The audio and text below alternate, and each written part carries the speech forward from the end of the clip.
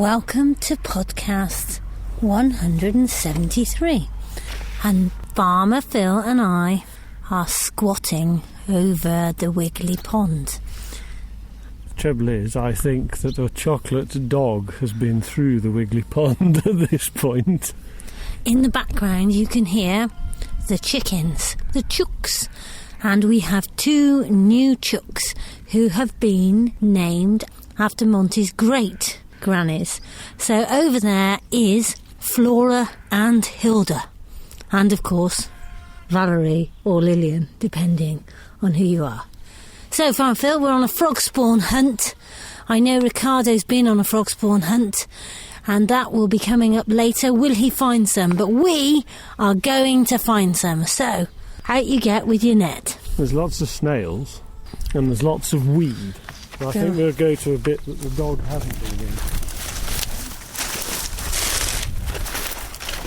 As they stoop over the pond, searching. There's duckweed and there's frog Canadian pondweed, and there you can see another doggy track through the weed, which is rather strange, but I don't know why it's decided to go back and forth through the pond. But having said that, I can't see any frog spawn yet. It's probably a bit cold yet. But it's a warm spring day. Well, it has been. We've had a few warm spring days. I put my sunglasses on. I know, but given the forecast that you won't be needing them for the next few days. There's no frog spawn, that's it. But coming up in this week's show, we've got Dr. Nikki Cannon back on the sofa. And if you want to read her précis, go to the Wiggly blog, which is wigglyWigglers.blogspot.com. I've popped up her précis and her profile to, give a bit more substance to these claims that she's making. I've put the profile and the précis up on the blog, so I hope you enjoy that. Farmer Phil, I know you've been collecting your beef. Yep, we collected the beef for Kingston and Struxton Primary School, and I've delivered it to the kitchen this morning. So Emma is going to cook it up for Wednesday for 150 to 200 little people and 20 rather bigger people, VIPs, who are then going to watch the children eat it, with a bit of luck. On that note, let's go to a Montycast, a weekly fact on wiggliness. Montycast, a weekly fact on wiggliness. Wiggly Wigglers won the Mouse and Trowel Award for the best gardening podcast of both 2007 and 2008.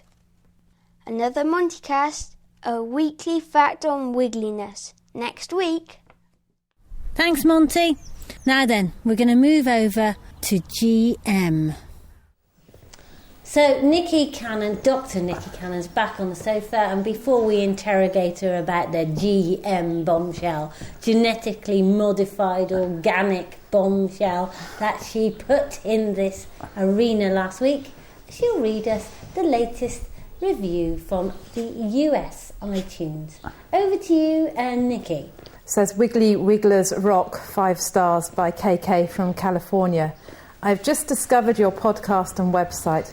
What an absolutely brilliant, to use Heather's words, and creative way to send out some of the most interesting, helpful and ecological information. I have grown very fond of all of you, and I feel that I am right there in your living room and traipsing your farm. How truly glad I am to have found you, and so thankful that you have followed some wiggly dream and vision to share with us. Bravo! Carol Hendy, North Carolina. Oh. Rich is filling up. Yeah, I didn't try and do an American accent for you. Yes, could you? No. Yeehaw! Very good, very nice. Okay. Now then, last week you were here and you mentioned that as part of your study into sustainability that you had discovered the joys of GM. Now, from my point of view, what are you on about? Have you not got any idea that we must learn from past disasters? GM just means that something else will be compromised, the water will run out, something will run out. What are you thinking of? I can't believe it. I think the organic sector's gained a lot of ground by it's the one source of food initially that you could buy that you knew was GM free, and that got consumers on board with buying organic food. And I think it's very good that we have an option, and obviously some of the supermarkets have followed suit, not the major ones so much. But genetically modified has come to many of us through commercial gain, which has put many people off. We've all kind of heard of Roundup Ready, oilseed rape. I think maybe the golden rice was one that has perhaps had a little bit more humane gain than others, which was vitamin A enriched rice.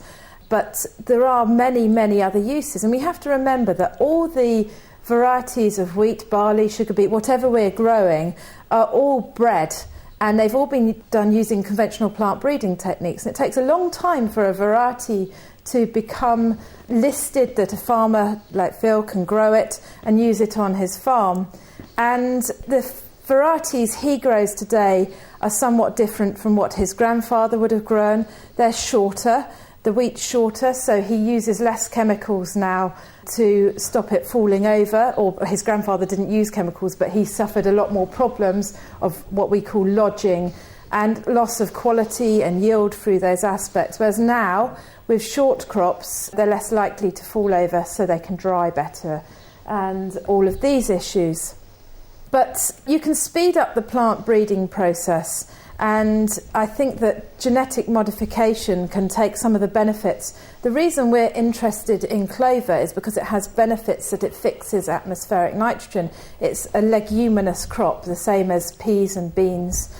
If you dig up your peas and beans that you grow in your garden, you realise that they have little pink nodules on the roots, which are full of rhizobium bacteria, and hopefully they are pink and healthy, and that means they're taking the bacteria is working to take the nitrogen out of the air, and then eventually when they slough off, some of that goes into the plant and becomes a source of nutrition for the plant to grow. Now, it's only leguminous crops that do this, but if wheat, which is our staple food source in the UK, could fix atmospheric nitrogen in the same way, we wouldn't have to use so much synthetic nitrogen. And synthetic nitrogen is very energy intensive to produce, and that's why it's gone up in cost a lot in the last 2 years, and farmers like Phil are thinking carefully, very carefully, about how much nitrogen they put on. So how much are you paying for your fertiliser at the moment, your nitrogen? Well, assuming that we actually agree to pay what they want, about 2.5 times what we paid last year. But the trouble is that the fertiliser companies told us that increased energy costs and all the rest of it were the reason, but actually it wasn't the reason at all. They just saw a chance to make a quick buck. And so I don't actually think that's fair. Oh, slander, moving on. Whereas organic farmers can't buy this fertiliser, synthetic fertiliser we're talking about. They have to rely on natural sources of fertility, like the legumes, but also farmyard manures or composts. And so they could benefit greatly from this.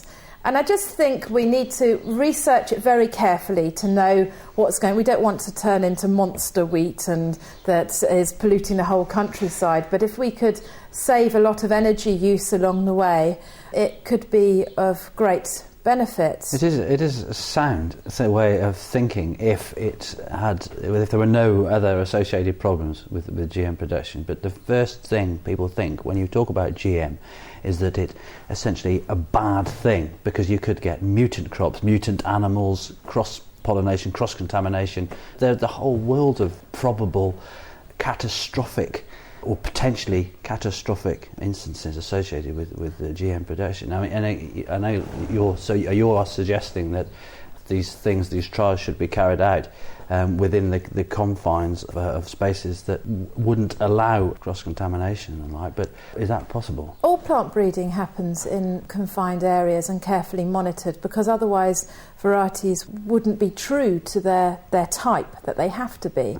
I think it's because GM has gone down the herbicide-resistant route, and that means that you spray one product, normally glyphosate, and glyphosate was a very, very cheap chemical up until a couple of years ago, and now it's gone up substantially in price. And people are saying, oh, if you can spray that on and it kills everything but your target plants, which was mainly being developed on oilseed rape, then you can understand how you could have rape as a weed everywhere throughout the countryside, because there's nothing that controls it. Yeah. There would be other chemicals that would control it.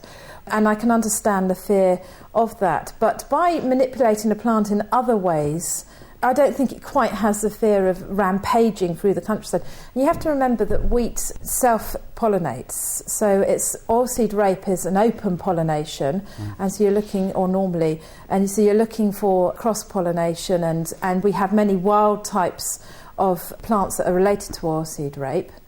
And wheat is related to grass, but it doesn't cross with grass ever. Right. So in some ways it's more confined. But how can you possibly weigh up the thought that, you've talked to us about organic, and you've talked about how if you were going to be a farmer, you would want a niche product, and the biodiversity and the difference between, different breeds of plants and animals is important, and then say, oh, let's go down the genetically modified route, because you and I both know that then there will be a bandwagon and everybody will have the same sort of crop, and there will be a competition of who can produce the most. And won't that lead to all those spin-off effects where, oh, we haven't got enough water, oh, now the chemical company's in charge of our farm, now nobody is valuing the rare breeds, the diversity, and so it goes on. Why do we not learn that we need that diversity? Why would we possibly start on this route? But do you honestly believe that we have such diversity at the moment? If you grow wheat, there's 15 varieties or something on the recommended list. Something like that. And probably 4 of those varieties account for 60% of the wheat grown. So there's very little genetic diversity between those crops already. The same with cattle. Most cattle are between Herefords, Aberdeen Angus, Simmental. Okay, there's more breeds involved, but the purebred rare breed lines are quite unique and specialist. So it's important that we keep gene banks, and people like HDRA have a gene bank there, and that we have those resources for the future. And some of those genes of previously forgotten varieties may prove useful in the development of new varieties that show different traits. So if you could have wheat that, and there are certain varieties of wheat that suppress weeds more because they're more shady rather than upright growing, that can help reduce chemicals potentially in the long run anyway. But why go down this route? What are you trying to achieve from this? To produce more food? To make more money for the farmer? Because, we went to see the cotton farmers in Indiana who had gone down the genetically modified route. They were spending more on their equipment, they were spending more on their chemicals, they were getting less return, and okay, they had, less weed problems, but the whole thing wasn't beneficial to people, profit, planet. And from what you've said so far, I can't see any evidence that any GM is going to be beneficial to those 3 elements, which we all know is how we should be measuring everything these days. We can't just go down the profit route, we can't just go down the planet route, we can't just go down the people route. No. We have to go for all 3. But we need to engage in discussion, and that's the most important thing. I'm not saying that the organic industry, which has no tolerance of GM at the moment, should be GM. I say it needs to engage in discussion. The same as conventional farmers need to be allowed to have the options to do this. And if it reduces energy usage, it is doing planet. And if it means that Farmer Phil can produce profitable wheat, it's doing people as well. And what was your other one? People, profit, planet. I think we covered all of those, didn't we? That's that. It's a complete example that my complaint that the misconceptions of consumers about organic farming because of the way it's promoted, I think the same can be said of GM, that thanks to Monsanto et al., the consumer perception of GM science is largely negative. But we have GM all around us. A lot of penicillins are produced by classic GM methods, and we're accepting of those, and we haven't got rogue bacteria ramping around the place as a result. And frankly, without new penicillins, we would be up Queer Street. And where does GM stop and start? In my view, plant breeding, conventional, it is GM. You are genetically modifying the plant by selecting for different traits. And if GM in a more scientific way speeds that up, and you can increase resistance to diseases. You're reducing pesticide inputs. From a farmer's point of view, if you increase his profitability, that will give him money to spend. What's happened to you? Up until this very moment, you have said that you don't agree with GM and that you haven't seen the advantages of it. Because... it's a classic example of communication. No. As Nikki said, it's a classic example of communication, this kind of raising awareness and just sensible conversation, this discussion between reasonably intelligent people. I use the word reasonably. I've just got to say, hold on a minute, Rich. I've just got to say that I did preface my comments with the misconceptions of the consumer. As a farmer, if the consumer doesn't want GM food, then as far as I'm concerned, I'd be pretty foolish to try and grow it because nobody'd buy it. And that's why I'm against GM at the moment, and I am wary of companies like Monsanto, who I can't control. And like you, I wouldn't want to farm under the same regime that the cotton farmers in Georgia and Tennessee were being subjected to because of this dominance of one company. But with those two provisos aside, GM has obviously got things to offer, because if we're going to run out of energy, and GM might sort of to some extent solve the profitability of farming problem versus the cost of doing it, if it helps the planet and environment as a result, well, I'd be a fool to ignore that as well. And times will change. The consumer's priorities will change. And I think somebody said we're 6 meals from a riot or something, aren't we? When they're hungry, the rules will be completely different. Rich? I think Phil's got a really good point there in the fact that he says when we're hungry the rules will be completely different, and just resonating the point that Nikki made, that we should really start to look at and have more of a concerted effort into look at the creation of, as much as I hate to use the expression genetically modified food, because it ultimately will be important, and if we look at it now and look at it in detail and have sufficient funding to carry out trials to ensure that there are no complications in terms of reducing biodiversity and compromising our environment, then we can certainly pave the way. If I think of a simple incident that we've talked about previously, like grey squirrels, for instance. We introduced grey squirrels to this country 150 years ago, and now because of that, really we should, as human beings, we should take the bull by the horns, and it's ultimately our responsibility to reduce grey squirrel infestations, the problems associated with grey squirrels colonising woodland. And we should do exactly the same thing with GM, really, because it's our responsibility. We've changed things to such an extent that we have to continue to do that, but amend our ways and learn from our mistakes. Historically, we don't want to go into things and apply certain behaviours that may cause problems in the long run. If we look at those behaviours now and recognise their significance and ensure that they're absolutely fine and then they won't affect other things detrimentally, then he's converted. I've done it. I'm not. Welcome to the real world, Ricardo. But what I'm saying is, but Phil, you tend to have a kind of knee-jerk reaction, which is that farmy sentiment that wants to that worries about being. What's the word? Whereas you tend to worry about being criticised, and consequently you're on the back heel, defensive. Okay. Now, little Mrs. Consumer is sat on the floor by the wood burner. Her name is Heather Gorringe.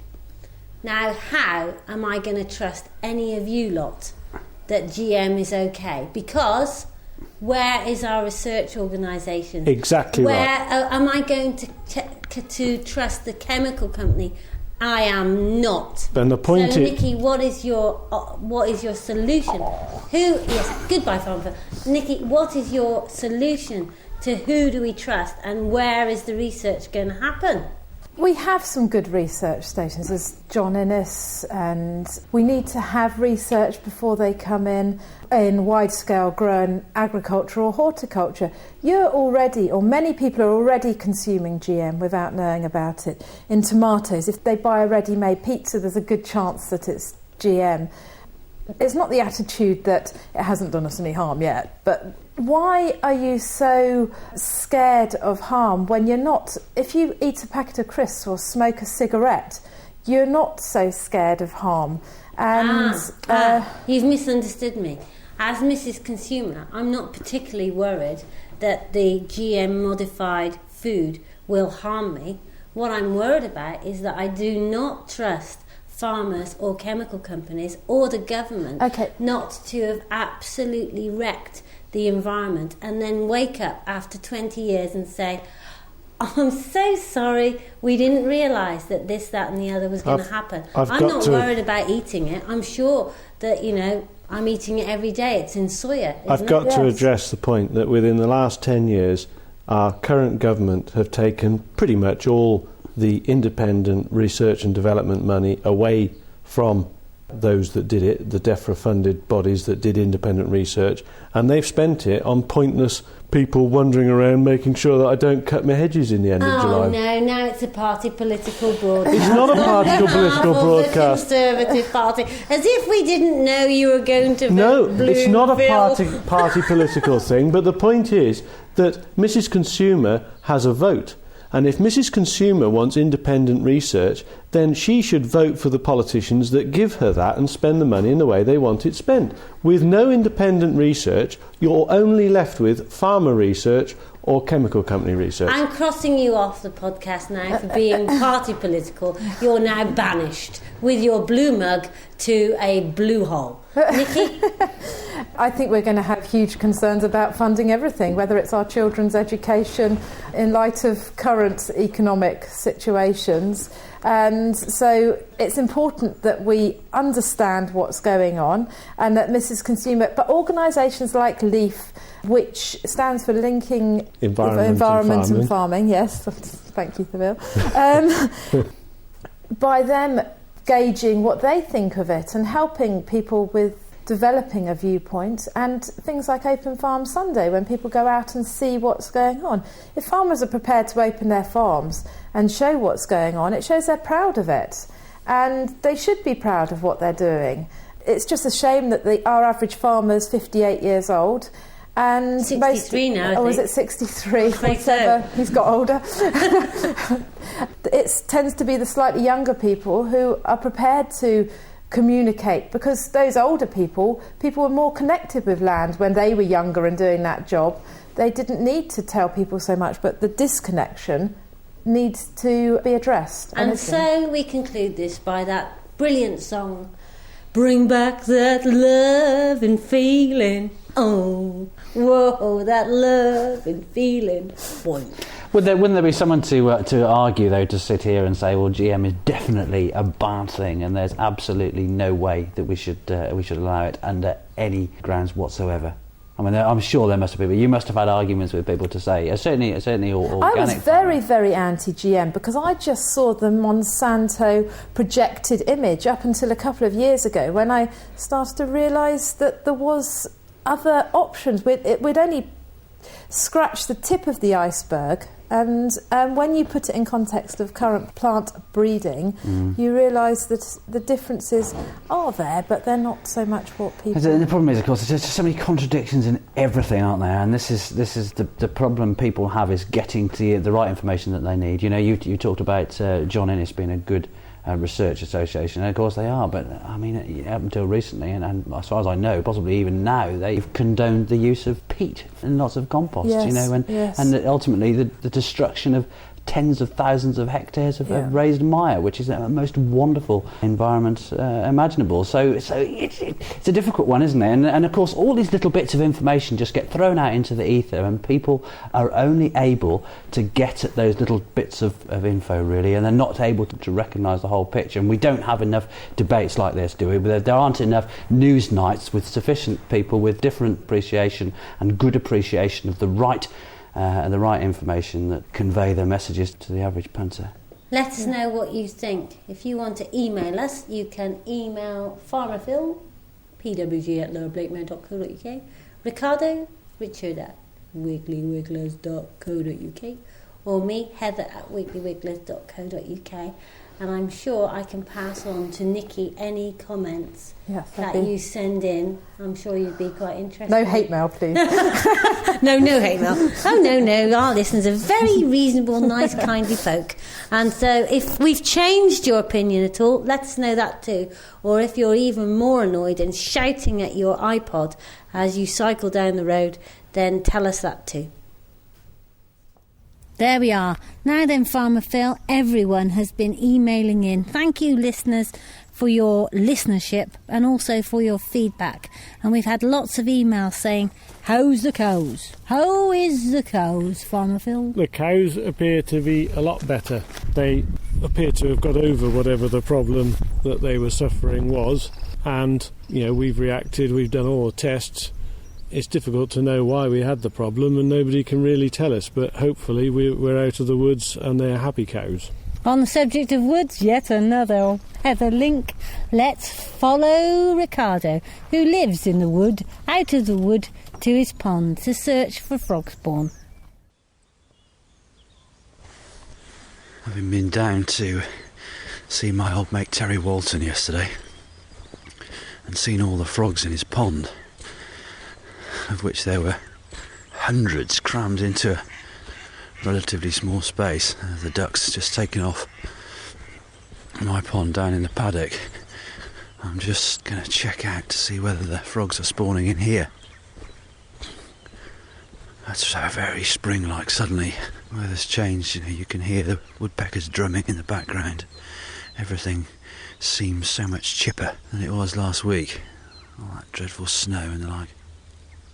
I come down to the edge of the pond.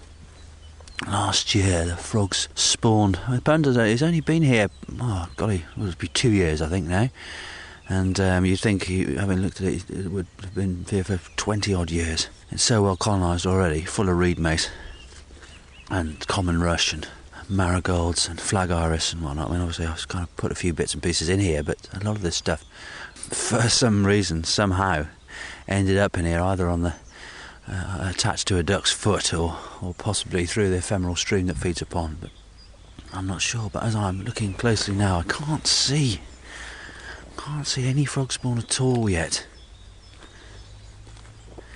It's an interesting thing, they don't always turn up at the same time. That's amazing, just under my foot. I've just stood down here right at the edge of the pond. I'm straining to see into it, and a little fat plop just to my right, and there's a lovely plump frog with his beady eyes poking out of the water. That's a she, I think. A lovely little plump female, on her own though. It's completely on her Todd. Hopefully the ducks won't have scoffed all the other frogs. They don't use, there she goes, she's just plummeted underneath the ranunculus that the pond is full of. I can't see any spawn at all. It may be that she's the earliest. It tends to be, though, that you find the male frogs turning up at a pond first and waiting in ambush for the females, so as they can quite literally lynch her when she turns up. But no, there don't seem to be any here at all. I'm just going to go and wander around, see if I can see any on the other side of the pond.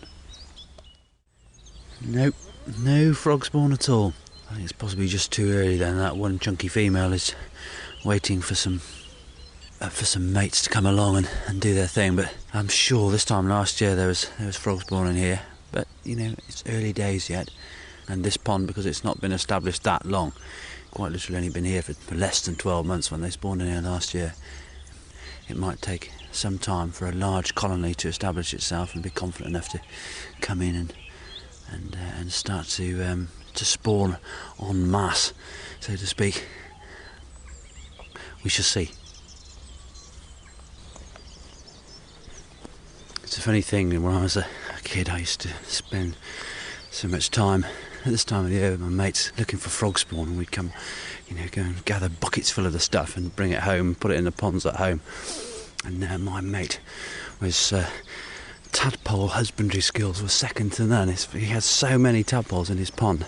He used to hang little strips of liver on the end of cotton on a pole over the pond, and then of course all the tadpoles would stuff their faces on this liver and grow big and strong and emerge from the pond quite early, because obviously they had sufficient food in order to develop quite quickly. The reason, of course, he put the liver on the string is so they could take it out as soon as it started to deteriorate. When it got a bit manky, you could take it out and put some fresh liver in there. So it worked an absolute treat.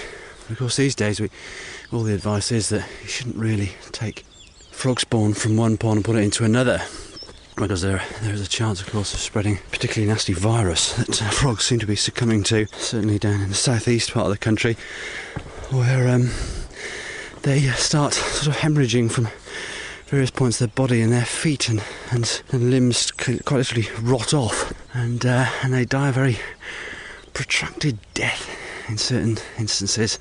Very unpleasant and a little bit worrying. Possibly no one really knows how the virus got into the country, but as you can imagine, I'm sure it's imports of sorts.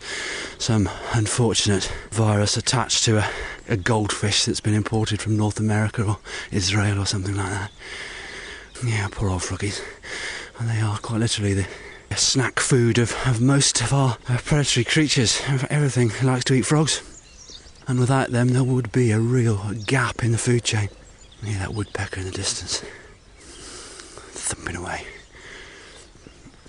Well, that's it. It's a beautiful morning, so long may this mild weather last. I can't wait for summertime. So, for another week from the Wiggly Sofa, we'd like to say goodbye. But just to warn you, you'll notice another year's gone by and we're busy putting our spring catalogue together. So we'll see you the week after next. If you would like to contribute to the Wiggly blog, go to wigglyWigglers.blogspot.com or come to our Facebook group or go to our website and buy loads of stuff. There's tons of new products, tons and tons and tons. Oh, there's some lovely new colours of goat socks. Oh, they're lovely, rhubarb and natural. What else is there? There's an eco cooler. Oh, there's lots of stuff. Bye. Bye from me.